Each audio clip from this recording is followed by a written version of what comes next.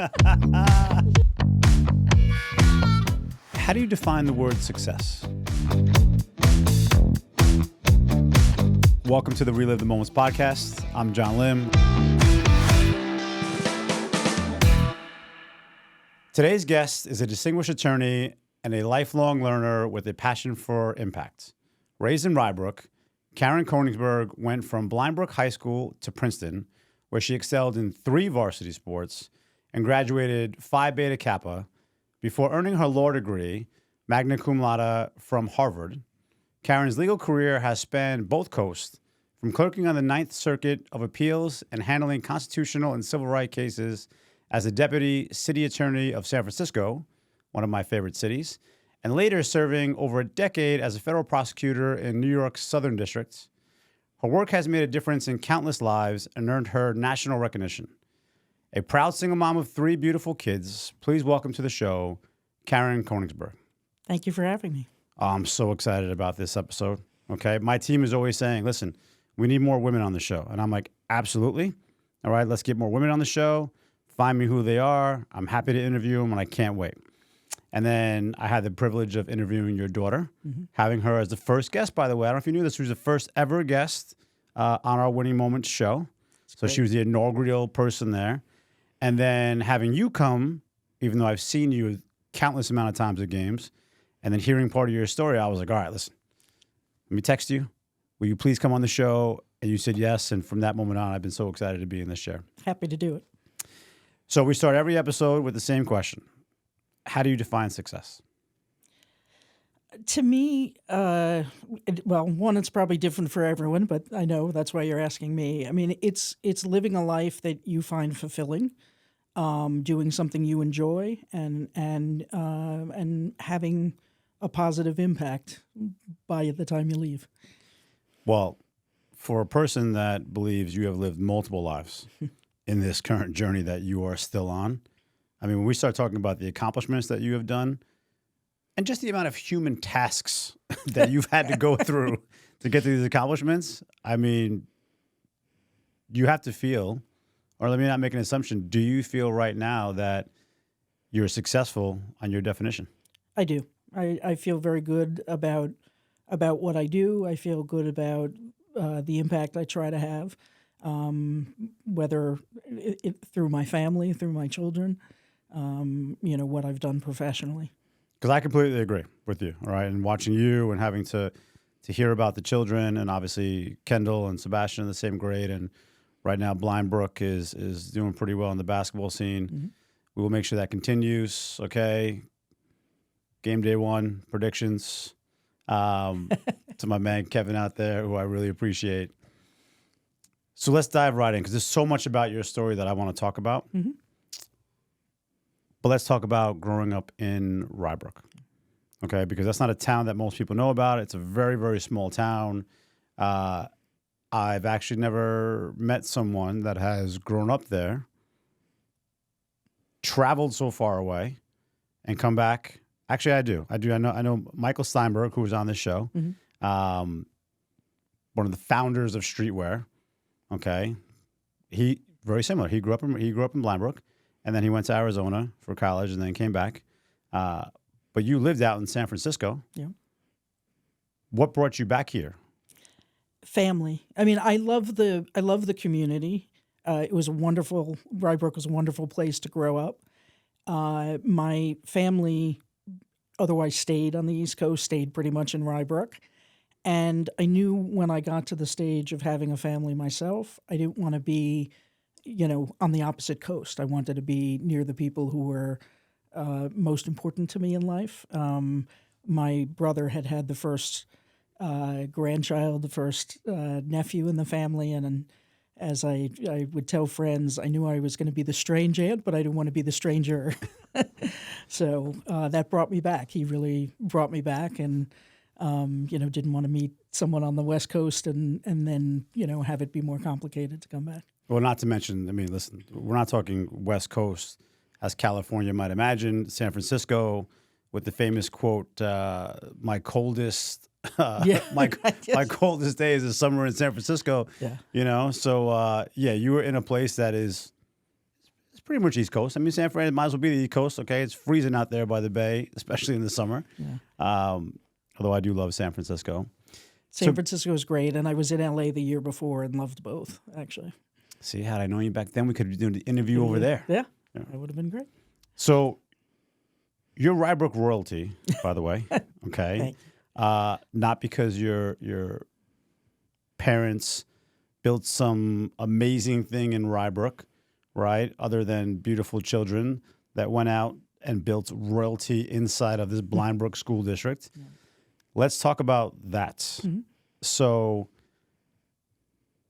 before we talk about brothers and sisters and so forth, we're going to keep this very much about you because obviously your other siblings did really well in Blind Brook as well.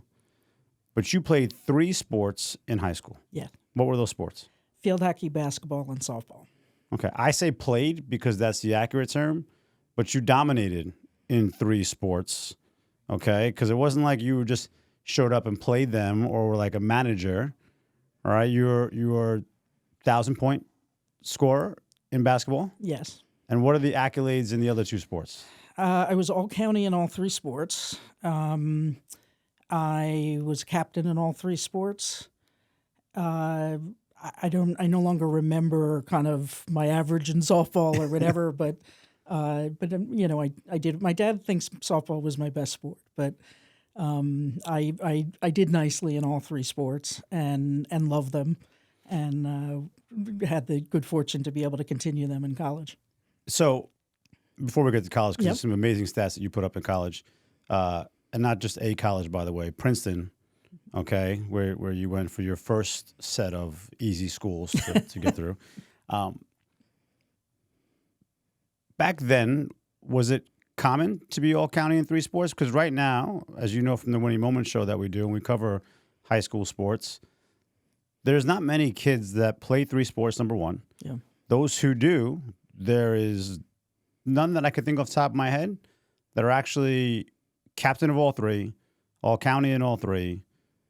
Blind Brook is a small school. Westchester is a okay-sized county, Section 1 covering 3 counties. Yeah.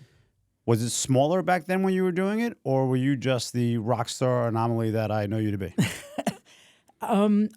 It was not uncommon to play 3 sports. My siblings all played 3 sports. There were other people who played 3 sports. I'm not aware of anyone else who, I don't think anyone else was all county in 3. I'm pretty sure you're right. Right? I can't even think of now. I'm gonna have to go back to the brainchild of the Winning Moments between Kevin and Coach Ward to see if anyone's even doing it now. But that's just a crazy accomplishment in high school, no less. So I mean, obviously, hindsight's 2020. If we had a crystal ball, we could see why you're so successful today. But this is high school, right? You're a young girl in high school with in a small town. Blind Brook is a very small town. I thought the other day when I was watching the halftime show Girls Dance thing, and someone was like, "That's a lot of girls that are dancing in this halftime show." I was like, "I think that's the entire grade." Yeah. Okay. I think it's the entire grade. Yeah. That was like my homeroom in freshman class in the Bronx. Like that's my freshman class homeroom. There was like 20 of those homerooms. Okay, and this is their entire grade. So yeah. So it's a very small town and small school district, and to do all of that while trying to be a young teenage girl. Where did that come from? I enjoyed it. I mean, I'm the youngest of 4. My dad was a terrific athlete. He grew up in New York City. He was all city in football, I think, as a sophomore or something. And that was part of what we did. We played running bases on the front lawn. We played, frankly, tackle football on the front lawn with neighbors. My dad broke my sister's pinky. We played basketball, and it was, the 4 kids and my dad. And I would, as the youngest, would join one team or another, or if one of my siblings was gone or my dad wasn't around, we just played pickup constantly as a family or in the neighborhood. And it was my way of, as the youngest, trying to keep up with my older siblings and try to match them or at least participate and have the fun with them. I laugh because running bases is something that I played as a kid. Yeah. The majority of people listening to this show Won't even know what it is. not the kids. The kids will have no idea Yeah. what's running bases. Like, Right. what are you talking about? Right? It's one of the only games you could play. All right, where the price of the game was a tennis ball, Yeah. and it was the only like baseball style game you can play with like 3 people. Right. Okay, stickball maybe was the next one. That's if someone can pitch. But if no one can pitch, then running bases was your next go-to. Yeah. Running bases. Wow, that just brought me back to when I was a kid. It was such a we could play that for hours. Yeah. Don't Okay. need much room. Hours. Matter of fact, the first time I ever got stung by a bee was doing running bases. We were playing on the grass in Springbrook Pool. So outside there, we used to have our birthday parties right outside the fence, and we're playing running bases. And I stepped on a bee. Ouch. Okay, yeah, exactly. Yeah. I thought I was dead. I stepped on a bee. Like, what is this? Like, Right. was it a rock? Am I bleeding? Nope. We still got the stinger in there. I'm like, what stinger? A bee? I stepped on a bee. There's no bees on the ground. But yeah, it was rough. But I still made the play. I just want to put that out there. Excellent. Okay, so Dad's is a star athlete, Yep. right? So you're the youngest, which that gives me so much hope for my young Maddie, who is of the 2 boys. So she fights her way through everything. Yep. Would you say your sports, your love for sports, that all comes from when you were a kid playing with your brothers and sisters and your dad? Is that where the drive comes from as well? I think so. I mean, I don't know to what extent, right? Some of it's inborn or some of it's learned, because maybe if I had a different personality, I would have just said, "Oh, they're playing it, and I'll do my own thing." Mm-hmm. But for me, my introduction to sports was through my family. The opportunities for girls, frankly, unfortunately, were, not available back then. They're much better now, thank God. And so that's where I learned, and that's where certainly I had the passion for it and the drive. Well, let's talk about that, because today you're an extremely successful litigator who has gone through many versions of the law. So before we get to that side, to be a successful litigator, you got to be tough, right? You have to be tough. Like, it's one thing to know the law, but you got to be tough in that case. Back then, when you were playing sports, you played baseball in Rye Brook, Yep. but you were the only girl. Yes. And they wouldn't even want you to play at that point or allow you to play. Dad had to fight to get you on the team. Dad had to fight to get me on the team. Yeah. Do you feel that that moment is a moment that helped you become this successful litigator? Yes. I think my participation in sports, it would have been fine if there were other girls participating too. But the fact that I was able to compete in sports, that I was able to compete in sports on a daily basis, like you learn to lose and pick yourself up and compete again, or it's and see how you do against your peers, whether they're male or female. A tremendous confidence builder. Just even being able to speak the language of sports when I entered the legal profession and it was more male dominated, I think it made it easier for me. I think even when I was interviewing for jobs and someone looked at my resume and saw that I played sports, I don't know if it mentioned it in high school at the time, but certainly it mentioned that I played in college. It gave them an easy thing to discuss with me in an interview, but also I think gave them confidence that I could be a team player, that I had some toughness. Yeah. So I definitely think it helped me in my career, and the mentality it created, a healthy sense of competition, I think was important in how I approach things. It's fascinating because I've never thought about it that way, right? Team player. Like, okay, someone who's played team sports, understand how it is to be on a team. I always say that every kid should play a team sport, even if you're not athletic. Yeah. I mean, especially today, we live in a blue ribbon world. You can put your child on a soccer team. They could run around chasing the butterflies if you want to, but that's still acceptable. But just the understanding of what it's to be like in a team, work together, move the ball together, share together. I mean, basketball to me is the ultimate team sport because it's the only one that I could really relate to and think of, that everybody has to not only play both sides 100% of the time, but you got to know your role, you got to know your place. and understand your shortcomings to maximize those, right? If you're not a shooter, don't shoot, pass, and be okay with that to be the team. Really check your ego at the door. Mm-hmm. So that part is fascinating about the sports and going to the law.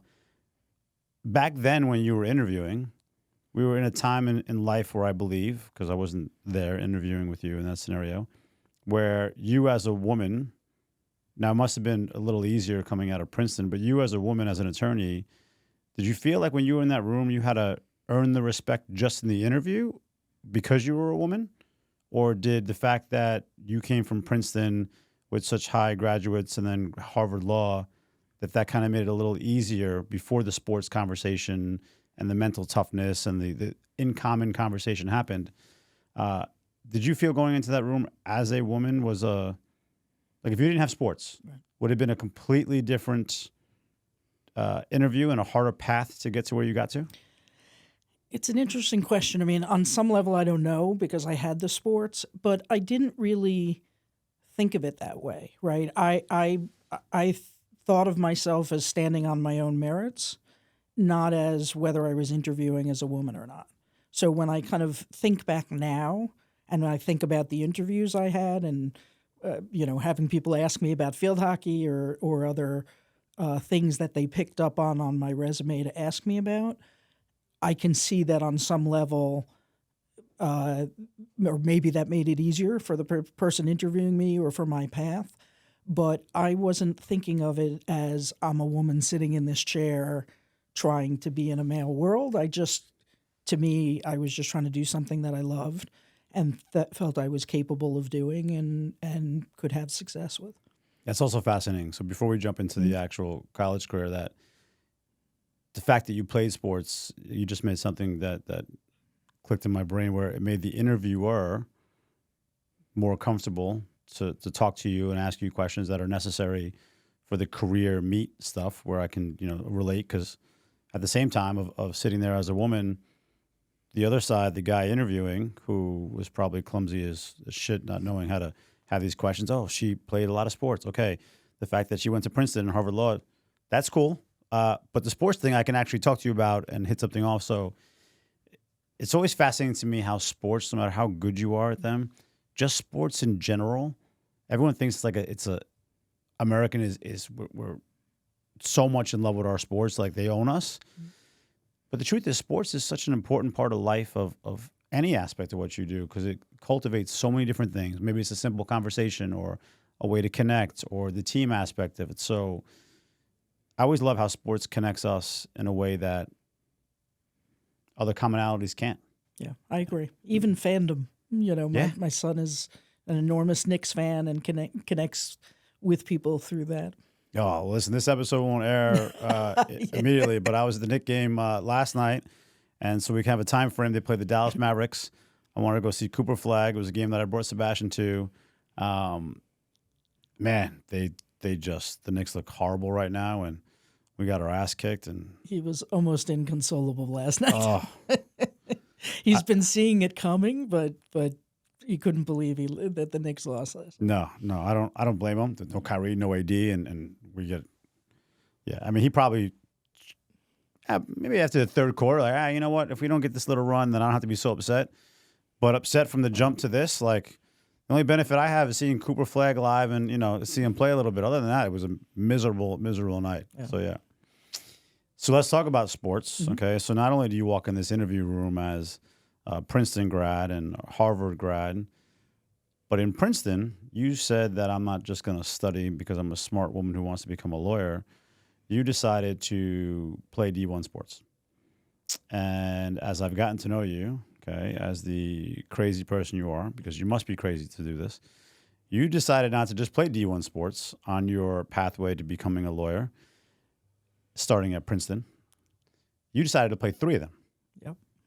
Tell us about that. To me, it was just what I did, right? I played 3 in high school, and I loved all 3, and I was good enough to play all 3, and so I just did it. I love that. For me, it's just what I did. I played 3 sports. I class genius and all this other stuff. Then I went to Princeton. I figured from a small little Blind Brook school where 3 sports is not that big of a deal. I went to Princeton to a top level D1 school with really much harder teaching and grade capacity of Blind Brook and a lot more kids. It's like, just, it's no big deal. I just walked in and started to play. I was no fool. I missed preseason training in every sport but field hockey. Didn't have to get in the weight room. I just it really was. It just was what I did. I mean, I had been recruited by the coaches. One of the reasons why I went to Princeton is because Princeton was the school that was most open to letting me try to play 3 sports. They didn't think I was going to be able to, but Wait they a minute. realized So I wanted other to. schools that you were looking at wouldn't allow you to play 3 sports, or frowned upon it? They frowned upon it. They Okay. frowned upon it. So there was maybe one coach or another who was, more interested in me for a particular sport, or if multiple were, they didn't really see it as something that was realistic, or didn't want to, have me take away from one sport to play another. Now, it was not like today, right, where you were expected to pretty much play your sport full time all year round. And there wasn't kind of a formal in field hockey, which was in the fall. There wasn't a formal spring field hockey. It wasn't unusual for a field hockey player to play, let's say, lacrosse more often than softball. But it was very unusual for a basketball player to play another sport. Right, because you got to prep for that. Yeah, I could see it now. Like the coaches getting together. Okay, listen, you know what, guys, we have to share this athlete, but don't worry about it. Okay, because this is Princeton, and the idea of her handling her grades and playing all these sports, she's definitely going to bow to one of them. One of us is going to lose her, but whatever, no problem, fine. Let's just call it a day. Like, yeah, and yet you decided to prove them wrong, play all 3 sports. Okay, graduate from Princeton at a high level. And a fascinating thing that we talked about prior is that there's a book written about Princeton athletes that played all 3 sports. And there was 17 people in Princeton's history that played 3 sports. You are the last one ever to do it. Yes. Yeah, which is insanity, okay? When did you graduate Princeton? 1986. Okay, so we're talking almost 40 years. Mm-hmm. In 40 years, there hasn't been another athlete to come to Princeton, okay, and play 3 sports successfully. How does that make you feel thinking about that right now? It makes me feel good. Again, I wasn't trying to be out there setting any records in doing it. It just was what came naturally to me. But it's amazing when you think of the number of athletes that have come through the school, that there are only 17 of us who have done it and no one's done it since. I think it excludes, by the way, like someone who does track, like, winter track and spring track. But 3 individual sports. Yeah. It makes you feel good. It makes me feel lazy. Yeah. Okay. All right. It makes you feel extremely lazy and unaccomplished as I sit across from you, like, I wanted 17, last one to do it 40 years ago. I actually don't think right now that I think if we actually were able to look up all D1 sports, I don't know if there's an athlete that plays 3 sports now. I think, one, to your point, like it'll be extremely difficult. You need the right sports to play. You got some 2-sport athletes that exist. But between coaching, NIL, the way the system is set up, and the pure academic strain, I don't know anyone can play 3 sports. I think I don't know, I would doubt anyone does, but I think it happens early now, which I think is a shame. I think the system now, because, a 3rd grader is expected to play soccer in the fall and the spring, and softball in the fall and the spring, and basketball all year round.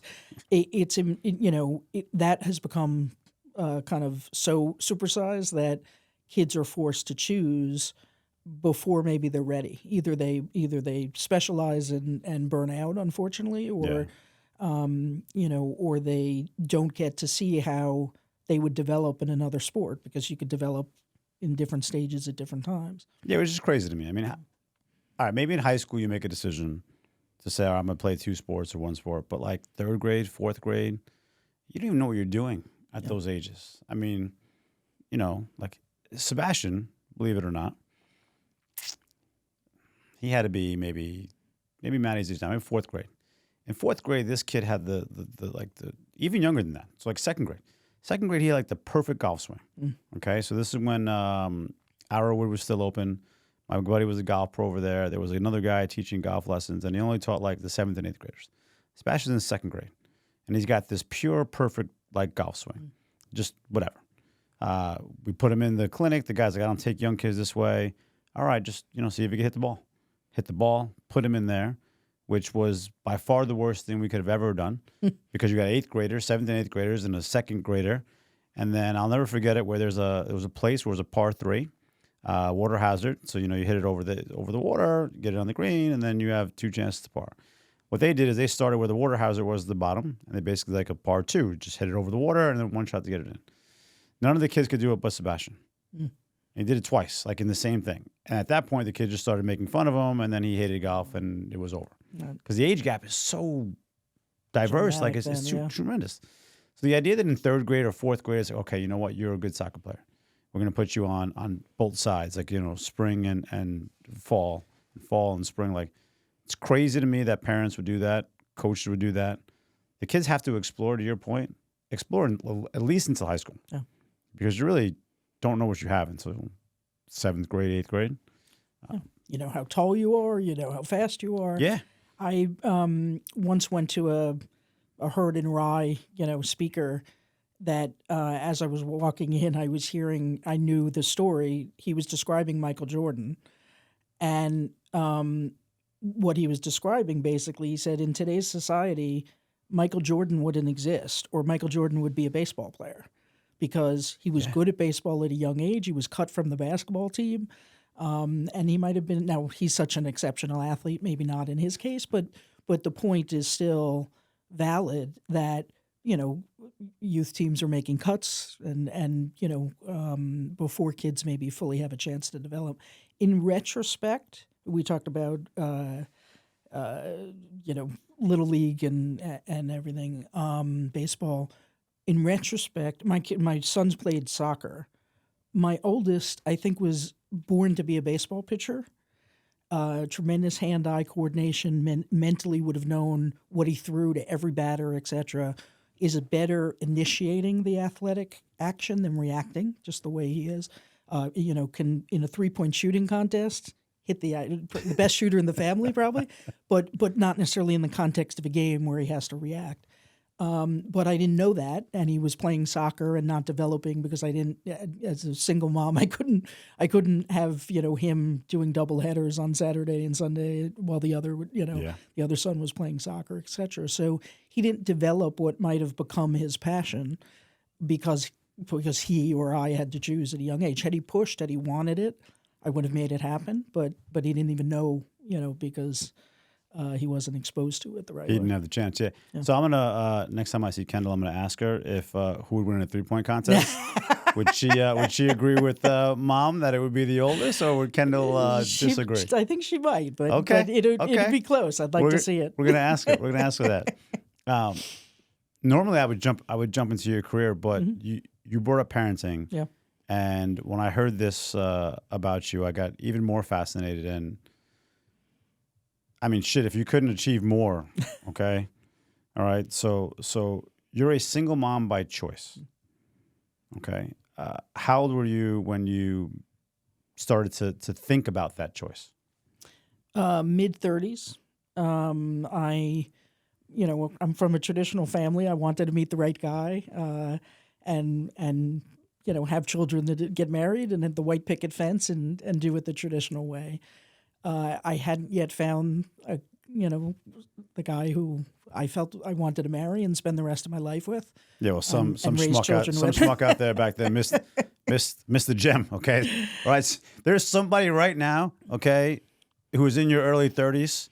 Are you in San Francisco at this time, or are you in New York? Back in New York. Okay, so back in New York in your early 30s, right? There's someone that bought a lottery ticket. Yeah. Okay, they washed it in their pants, Claudio, and they've never found it because they completely missed a lottery ticket right here by being your significant other. So Thank you. That's very sweet. And so I, faced a choice, and I remember talking to my doctor at the time, and basically said, "Look, I hope to do it the traditional way, but I'm relying on you to tell me when I need to switch gears because I'm not willing to go through life. If I can physically have children, I'm not willing to go through life without having children, and I don't want to wait too long where I can't. I age out." So I want to frame this for the audience, okay? Because now you're in your early 30s. Yep. All right. You had already worked in San Fran. Yep. All right. Okay. As a deputy city attorney. You're now working for the Southern District of New York. Yeah. Okay. Prosecutor. Prosecutor. Right. Okay. So you're prosecuting a lot of white collar crime, or a little bit of everything. So I started off at the U.S. Attorney's Office doing civil racketeering cases. So a big case involving the Teamsters Union, where the organized crime infiltration of the Teamsters Union. So that probably wouldn't be considered white collar. I eventually white, blue, a little of everything, or more like red, white, green. Yeah, a little more like Italian flag style. Okay. And then so I did that for probably about half my career there, and then switched over to the criminal division, and then in the criminal division did a little bit of everything. Some white collar, eventually kind of white collar public corruption type work, but also some drug dealers. I didn't do I didn't go in the narcotics unit. Okay. So not really drug dealers. I did some securities cases, which would be white collar, and I did one of the most meaningful cases I handled because it involved the death of an innocent person. Was basically a bank robbery where the person who serviced an ATM machine was killed. Which just gives me chills to think about your life for a minute, because to frame this, you're in your early 30s.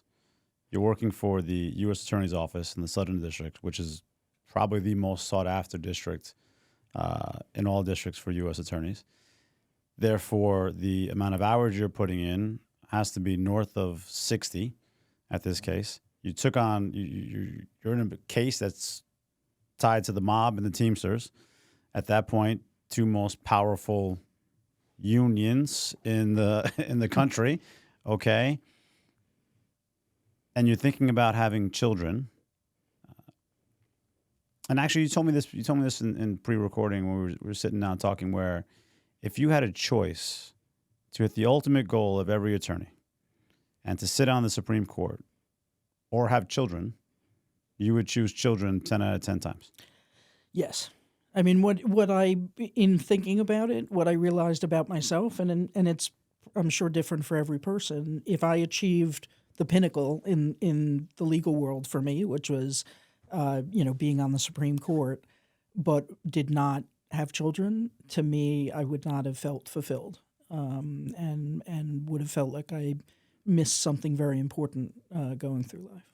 Well, on behalf of the Blind Brook Trojans, we thank you for that choice, because you have produced quite amazing children who have achieved a lot so far in their young lives. Thank you. So now here we are. We're in our mid-30s. You're battling the mafia. You're battling Teamsters. You're battling U.S. attorney bosses and all that pressure. And you're talking to your doctor of a backup plan, okay, in case you don't meet the man of your dreams in New York City, to become a single mom. When did you actually make the decision, and what were you going through at that particular point in life? Let's relive that moment. It's an interesting question. So my doctor had always, I think, pushed it off in time. So I was, I think I was thinking, okay, by, I don't know, 39, 40, something like that. And I went to him for a regular visit, and he's like, okay, in 6 months, you should have a plan. Or in 6 months. And I was like, 6 months? And I'm in the middle of a case, 6 months. And I wasn't really sure whether it was, and I'm trying to remember how he phrased it now, but whether it was, okay, in 6 months I should be pregnant, or in 6 months I should be thinking about, okay, in a year, so I, again, being risk adverse, wanted to start figuring out how I would go about it. And it was, it was a little bizarre. I don't remember exactly, frankly, what I was doing professionally. I'd have to probably take me too long to think about that, but probably was still doing the same type of work. I think I was probably still in the civil division doing the civil racketeering work, and before switching over to the criminal division and doing public corruption work. But I started, figuring out how I would go about doing this, and decided to use a donor, an anonymous donor. And there was this bizarre period of my life where I was both kind of dating and looking at, potential donors. I can see, it's like, with which path would I take? I can see you're Friday right now. Like, you're at work. Okay, let me eat lunch at my desk probably, because I have all these case files. All right. They're thinking about what I'm going to do tonight, where we're going to go with my boyfriend, which bar or restaurant we're going to have, while also reading a brief and looking at, okay, this donor seems like it could work out pretty well. All right, but how do I handle that conversation? Okay, so you have Never all at of work. this. Never at work. Of course not. Remember, I said lunch break at work. I just said that you ate. There were no lunch breaks. You ate your lunch at the desk, okay? All right? It's like we talked about earlier. Like, if you were an accountant, you could have a baby in the arm and do the accountant stuff, right? Okay? I'm probably sure if you were a doctor, you could diagnose patients with a baby in the arm. You chose the lawyer that you need both hands to do so. So, yeah. Okay, so now you're about 38 years old, and you make a decision that it's time. Yep. It's time to be that case. Did you tell anyone at work that this was happening, or did you talk to your colleagues or bosses to kind of frame your career, or did you also at the same time decide that no matter what happens, I'm moving away from the Southern District of New York? So I didn't tell my bosses. I think any more than a married couple would say, okay, we're going to start trying. Right. Probably because they were men and small-minded. So, I get it. So we're born with the defects. I think they actually no. I think they. I don't know how people would have responded. It wasn't a very common thing to do at the time, but it was a great group of people, and I assume they would have been very supportive. So I made the decision to try. I didn't necessarily make the decision to step away from the law or step away from the U.S. Attorney's Office, and I continued there for years. Through having 2 children. So I did talk to my family about it, my parents, and I was fortunate that I was able to, get pregnant pretty easily and quickly, on one of the first few tries. As I retold recently, my parents were incredibly supportive. My whole family was. And my dad, on the try that ended up being successful, turned to my mom at one point and said, "Can you believe we are praying for our unmarried daughter to be pregnant?"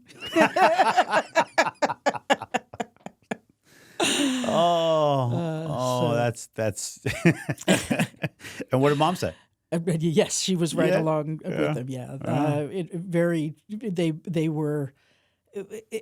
I think it's the reason why I decided to have children, right? Family, my dad has always said, my mom always echoed, nothing is more important than family. And we lived by that credo. I think it's why it was so important to me to have children. And they wanted me to experience that. And so once I made the decision that I was going to try to have children on my own, they were fully on board and fully supportive, and were fantastic once I had kids. I mean, they really were, like surrogate parents for my kids. My dad, was very much a father figure for my children, and my mom was always there and always helping, and so just tremendous support. Is that why you moved back to Blind Brook, or was it to produce a bunch of kids to see if they can break your record?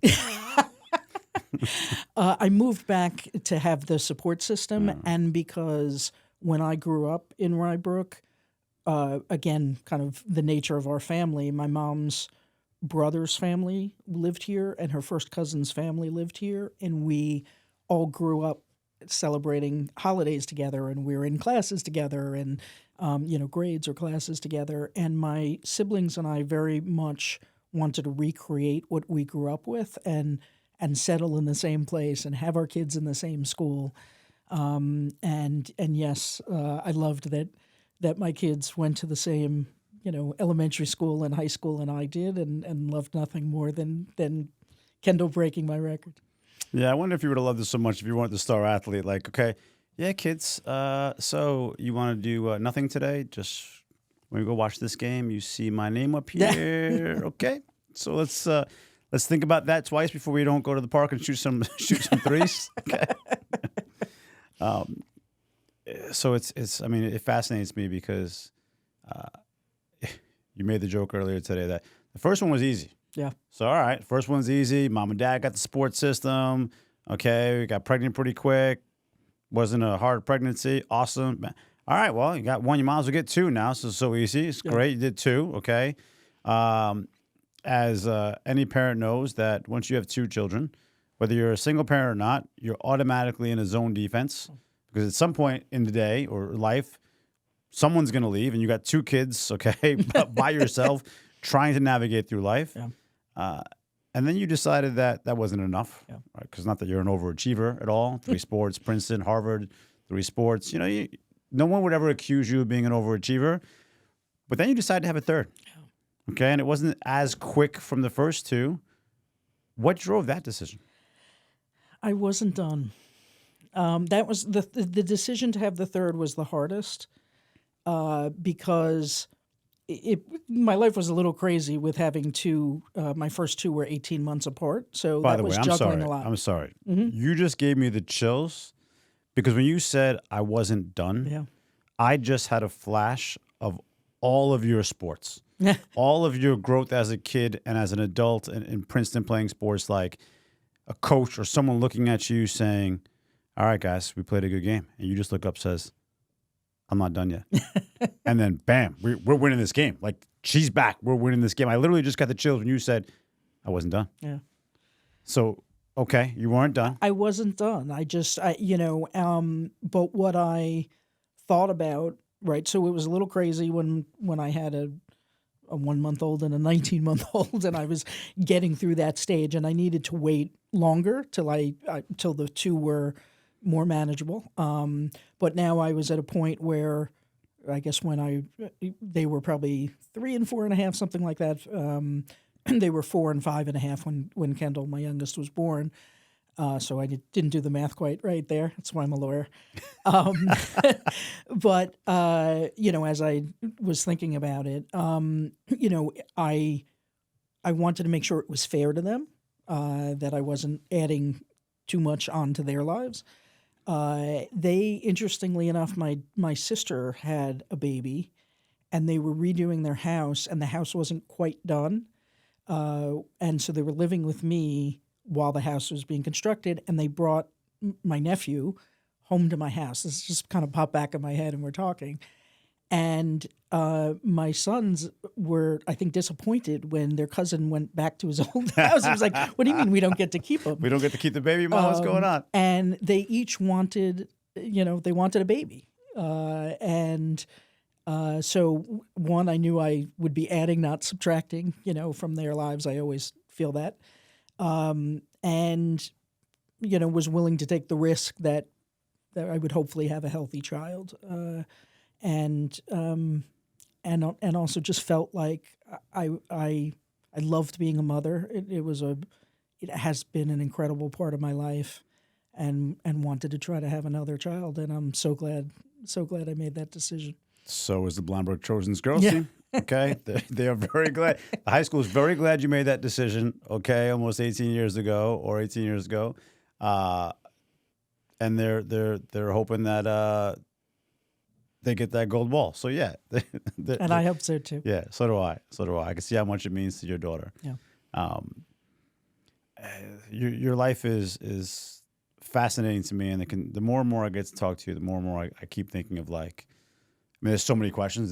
This podcast can go on for 3 hours. I'm not Joe Rogan, so I can't carry a 3-hour podcast. I will humbly admit that. I don't know that I could ever get to that level of that.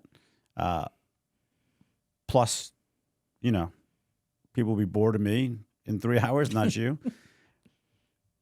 So tell me, what's your favorite quote? I think it would be the one that actually I used in my high school yearbook, which is a mind like a parachute only functions when it's open. I like that. Claudia, we gotta list all the quotes and have like a voting of the quotes. But that one's really special. So say it one more time. Mind like a parachute only functions when it's open. Which I think today, it's so amazing that you wrote it in your high school yearbook, but I think today it's more relevant than ever. Yeah, I agree. Because if we can just be open-minded and live through an empathetic lens, our world would be completely different. I agree. Okay, completely different. And I'm not talking about world leaders or countries. I'm talking about just kids and adults. How we communicate. Like, social media is amazing. I talk about it on the show where, like, right now, I always thought social media, thought I would never say the words that high school sports athletes need to have a social media presence. I think there should be a social media class.